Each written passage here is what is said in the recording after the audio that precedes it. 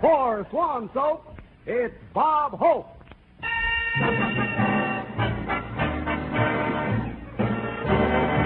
With Doris Day, Jack Cookwood, Irene Ryan, yours truly, High Aberback, Les Brown and his band of renown, and our special guest, Jack Benny. And here he is. Paramount calls him the Great Lover, but Lever Brothers call him the Great Lather, Bob Hope.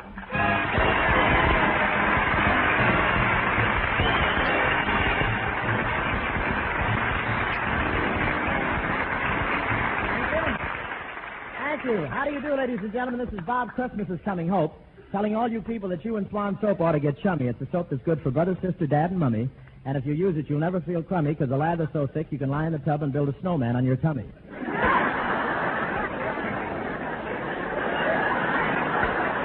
It's fun. I tried it. Well, I just got back from Texas. It was wonderful to be down in that Texas sunshine where men are men and women are women, especially after California where it's so smoggy you just have to guess.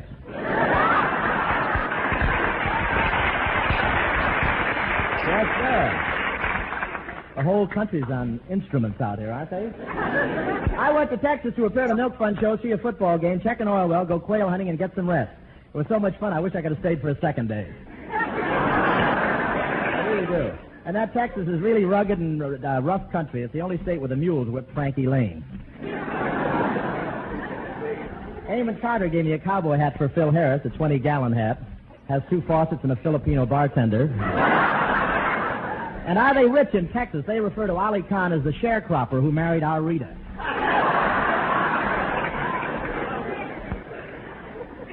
Rita's husband, Ali Khan, was down in Texas, too. He's trying to strike a midget gusher that will produce baby oil.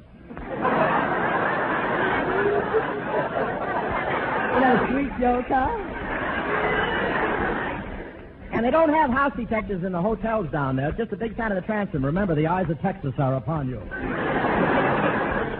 And over the weekend, I saw the Notre Dame SMU football classic. There was a game. What weaving, bobbing, ducking, and squirming.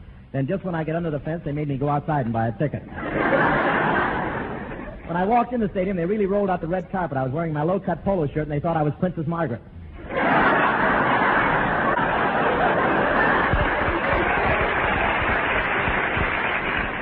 But what a game. It was so tense and exciting. During one play, I looked around at the spectators, and 3 camels were smoking doctors. What a battle. I can't describe how exciting it was, but there was a Chesterfield billboard that went into the stadium, and before the first quarter was over, Arthur Godfrey ran out of cigarettes. Most of the Texas boys are farmers, too, you know. In one play, the SMU quarterback put his hand down to the center to get the ball. The center grabbed his fingers, and before they could stop him, he got 3 quarts of milk.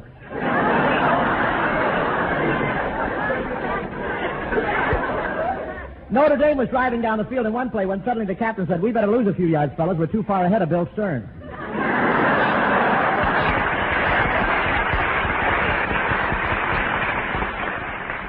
Bill Stern, that's the Laurence Olivier of the sports announcers. When SMU drove down to Notre Dame's goal line, he made it sound so dramatic that a posse rode in from Houston. They thought it was another attack on the Alamo. And in honor of my latest picture, there were signs all over Fort Worth saying, "The Great Lover is coming." When I got off the plane, somebody said, "Is that the Great Lover?" I thought Alvin Barkley was a much younger man.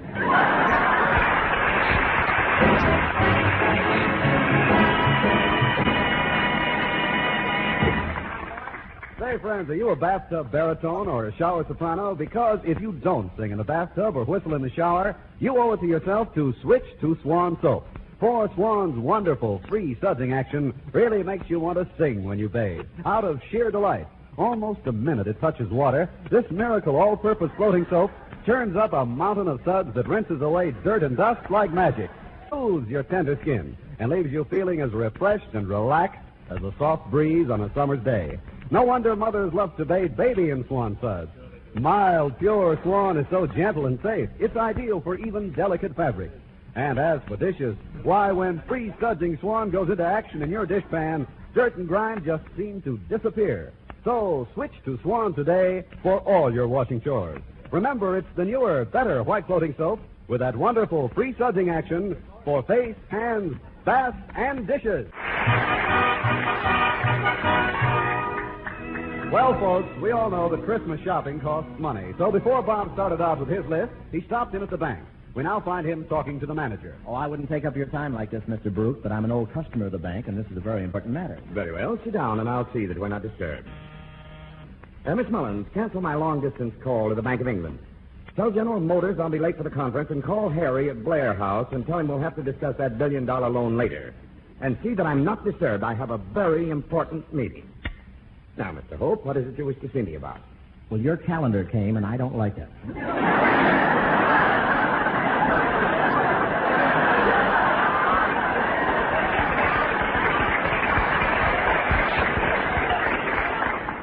Do you mean to tell me you interrupted my business day for that? I don't like the calendar, that's all. I don't like it.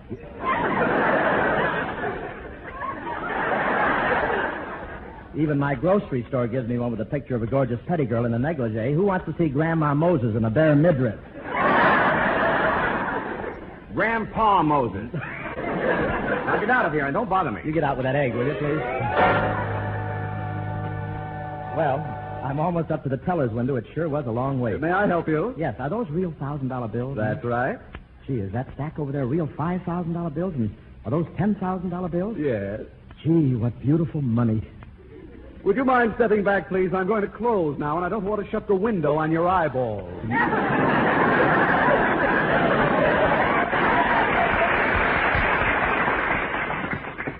Well, how do you like that guy shutting the window before I got a good look? But I can't get over that picture on the $10,000 bill. I can understand why Alexander Hamilton is on there, but why should he have his arm around Jack Benny? Well, I better go over to the department store. I have to meet Doris.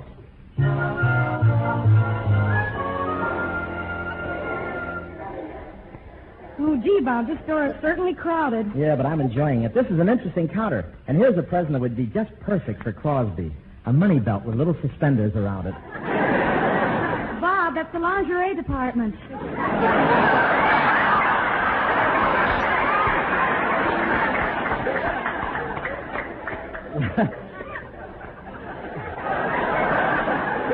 Well, I don't know about those, but I've never seen an unabridged Sears Roebuck catalog. Oh, Bob, look, have you seen these new personnel dolls? They're made to look just like celebrities. Yeah, I know. Have you seen this one of Margaret Truman? It's great. You just press a button and it leaves on a concert tour. And have you seen the one of me, Doris? You? Yes, since my latest picture, they brought out a great lover doll. You should see me as a little doll. I walk and talk, and I even make love, just like in real life. Honest? Yeah, of course, you have to wind me up. Yeah, just like in real life.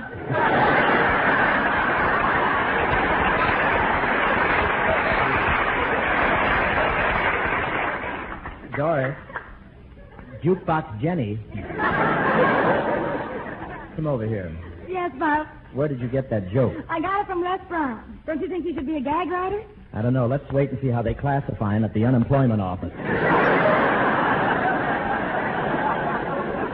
But, Doris, let's go to the gift wrap counter and see if our... Hello, Doris. Hello, Mr. Well, Miss Ryan. Well, how are you?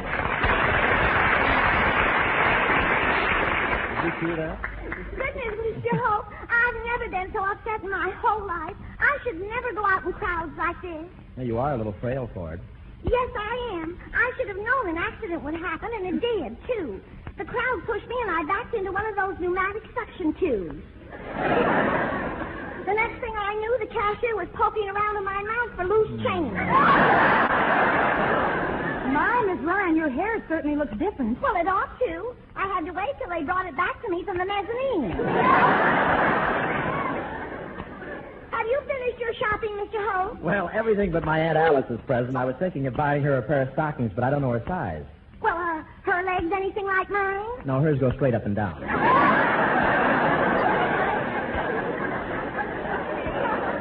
That's cute. Oh, but I'm so It's a jazzy joke. That's cute. Yeah, all right. I'm so happy, Mr. Hope. I bought all my gifts this year, and I still have enough money to buy a dress for myself. Oh, how nice. Miss Ryan, why don't you spend the money for a formal, a strapless evening gown? Oh, no. Strapless gowns on me are confusing. They're confusing. Yes. On me, you can't tell whether it's a skirt that crept up too high or a sweater that slid down too low.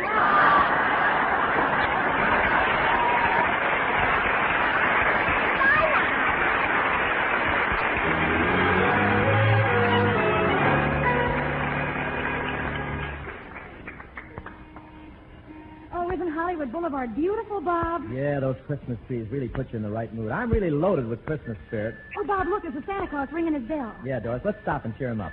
Hello, Santa. Merry Christmas. What's merry about it, boy?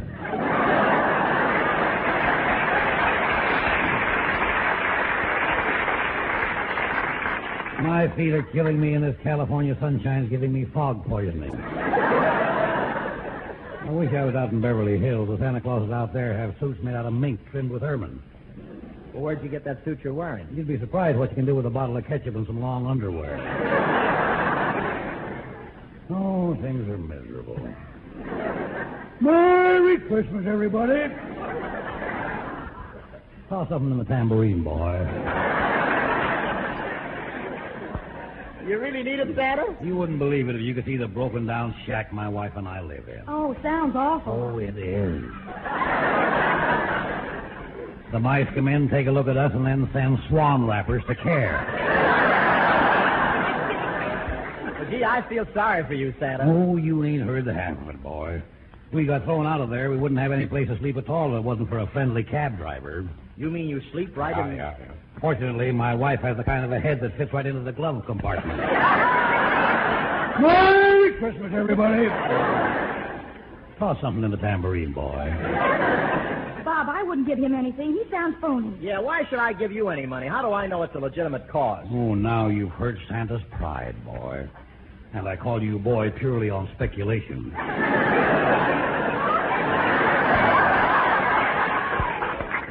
All this money will be used honestly.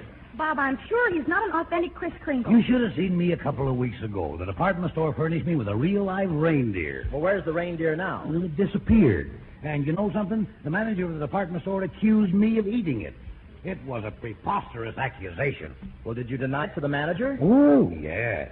And I think I would have convinced him of my innocence, but I was picking my teeth with the antlers at the time. Merry Christmas, everybody.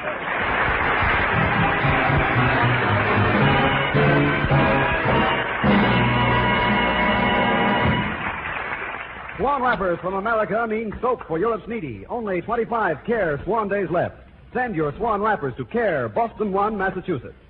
And now we have a message from Rome, Italy. To hear from the Marchesa Maria Teodoli, national president of Goccia di Latte, an organization whose famous milk bars in Rome provide much-needed milk every morning of the year for over 3,000 undernourished Italian children. Ladies and gentlemen, Marchesa Teodoli. I'm very grateful, Mr. Hope, for this chance to thank you and all our American friends for the generous gifts of swim soap you have been sending to our needy boys and girls through your great care organization.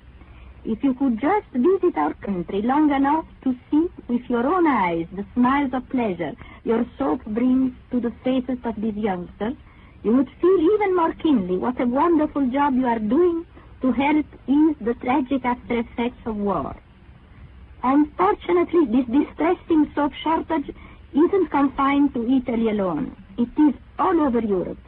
The need is desperate everywhere, so keep up your good work by all means and help make this Christmas a truly clean Christmas for every needy child in Europe. For doing that, I humbly thank all of you from the bottom of my heart. Thank you, Marchesa Teodoli. Yes, Swan wrappers from America mean soap for Europe's needy. Only 25 Care Swan days left.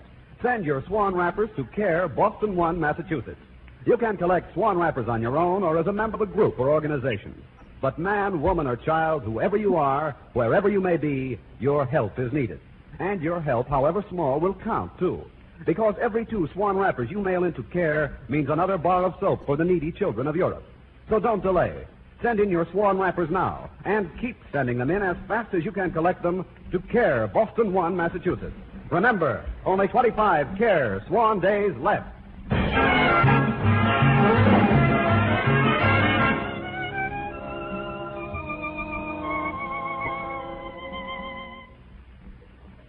Look, buddy, can't you read the sign? Nobody is allowed backstage here at NBC without a pass. You ain't got a pass, so you can't go in. Now get out of here, Mr. Benny, Jack Benny.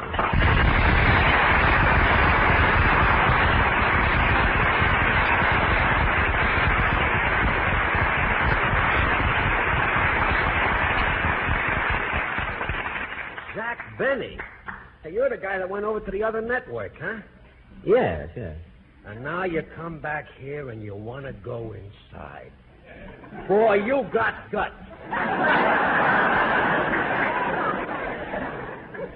I've got a General Electric blanket, too. Now, look, listen, Mr. Benny, I really can't let you in without a pass. Mr. Hope will be through with this broadcast in a few minutes. Why don't you have a seat and wait? Well, thank you. All right. Dum dum dum dum dum dum LSMFT. Dum dum dum dum dum. Gosh, being back here at NBC gives me such a nostalgic feeling. It's almost like coming home. I had so many wonderful times here. Gee, I wish they could afford me.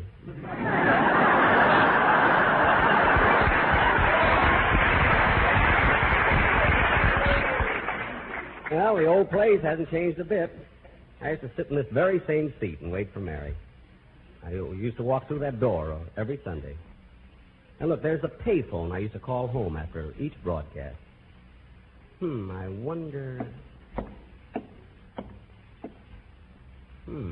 My string is still here, but somebody took the nickel.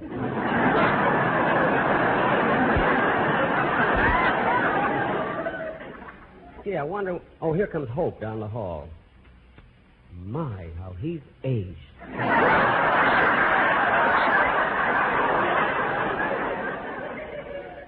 Look at those bags under his eyes. He looks like a young Fred Allen. No, he looks more like an old Fred Allen. What's the difference? Even a young Fred Allen looks like an old Fred Allen. Just can't get over how awful Bob looks. Huh? Hey, Mr. Hope, there's somebody here to see you. There is? Oh, Jack Benny. Oh, how are you, Bob? Gee, you look wonderful.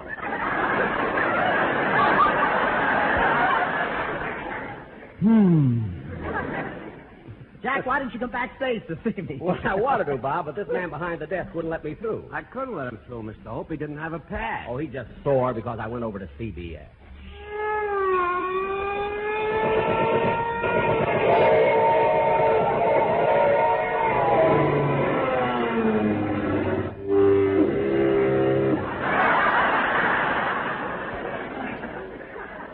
You shouldn't have said that word, Jack. Now we'll all be on bread and water for 30 days.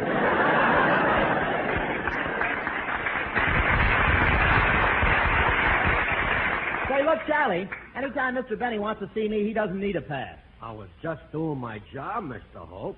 You know the stumble bums we get backstage here. How do I know he just wasn't trying to peddle Christmas cards?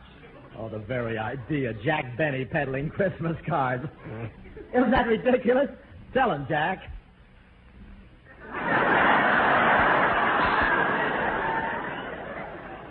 Well, go ahead, Jack. Tell him. Okay, I'll take a half a dozen green ones. Thank you.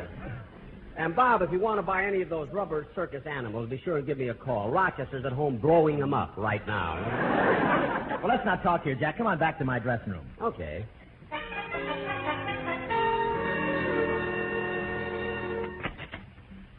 Well, make yourself comfortable, Jack. Fine, I'll just sit in this chair here. Oh, now, wait a minute. I always sit in that chair.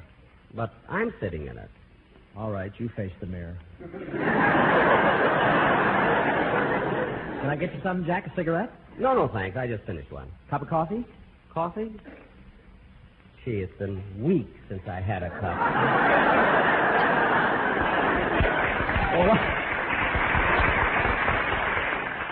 Well, why? On account of the high prices? No.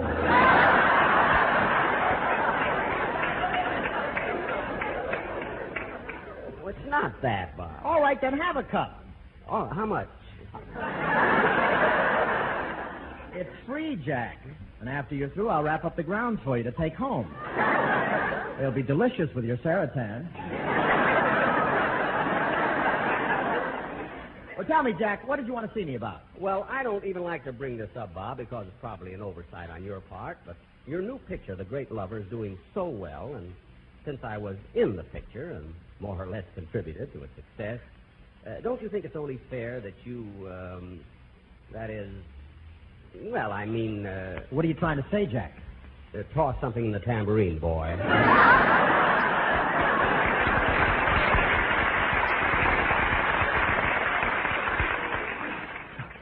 do you mean? Well, after all, when you called me in to appear in your picture, I thought there was money involved. Well, there was. You cost Paramount thousands. Remember that week we had to stop shooting so you could go up to Fresno and pick up a few bucks during the grape crushing season? Well, 30 cents an hour is nothing to sneeze at, you know. No, and with that stain on your feet, you won't have to buy socks for a year. There's a nice line for a guest star.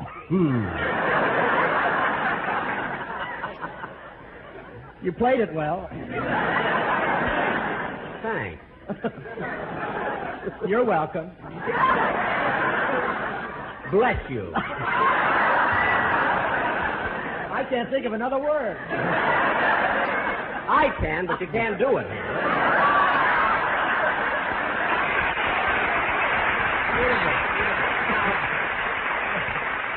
Now, come on. I have to go pretty low to top that. What are you saying? Get out of Stromboli. Either give me a joke pretty soon or give me my money, will you? Oh, forget it, Jack. Forget it. A man my age has to start thinking about money. After all, when you get to be 39, you know, your earning power is cut down a bit. How old are you? 39. Going on 38. Oh, that's what I like about you, Jack. You don't keep changing your age. You get one you like and stick to it. Yeah. Well, Bob, I hate to compromise, but if you'll pay me the money, I'll play one of the songs from your picture on my show next week. Well, which one? Well, how about 1,000 violins? I've been practicing it. You have? Yes, I have my violin right here. I'll show you. Let me get it out. Jack, is that a tin cup in your case? Yes, I keep my rods in it. And get your foot off that dime. Okay, let's hear you play 1,000 violins. Okay. Just want to warm up a little bit. I got so much talent it scares me, you know? Scares me, too. Okay, anytime, Evelyn.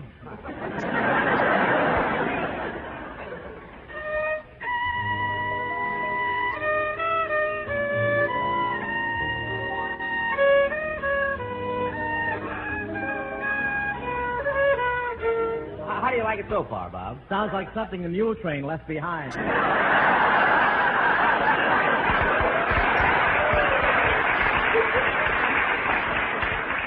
You know, he's right. I'm a jackass for coming over here. You played it well.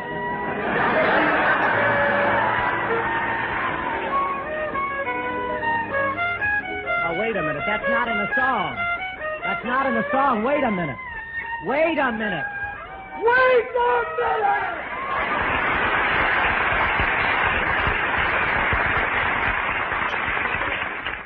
What do you say, Bob? Do I get the money? Jack, stop talking about the money. Tell you what I'll do. I'll put it in the bank for you. It'll accumulate interest, and someday you'll have a nice nest egg. A nest egg? Look, great lover, I'm a working man, not an Easter bunny. Bob, I was depending on that money to buy Christmas presents. Really? Yes, I was just making up my list. I have to get presents for Mary and her father and mother, her sister Babe and her brother, and something for Dennis and Phil and Don and Rochester. Well, gee, how much do you need? Give me $5 and we'll call it.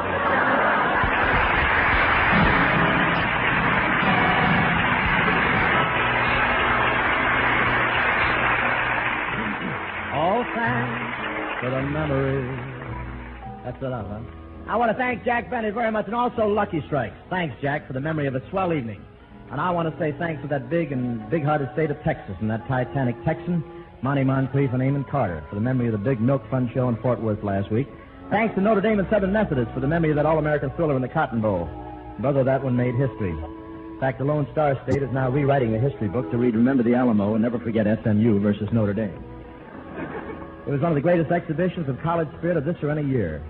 And another wonderful example of college spirit is the Living War Memorial Fund of the University of Southern California. You know, each year on the Trojan campus, an organization of student veterans, Trovets they're called, put on a drive to raise funds for scholarships for the children of their buddies who didn't come back. Good luck, Trovets. Believe me, no touchdown drive can ever equal yours. Good night, folks. Let's get those Christmas packages in the mail early. Let's give our pal the mailman a break. Don't break his back. Good night.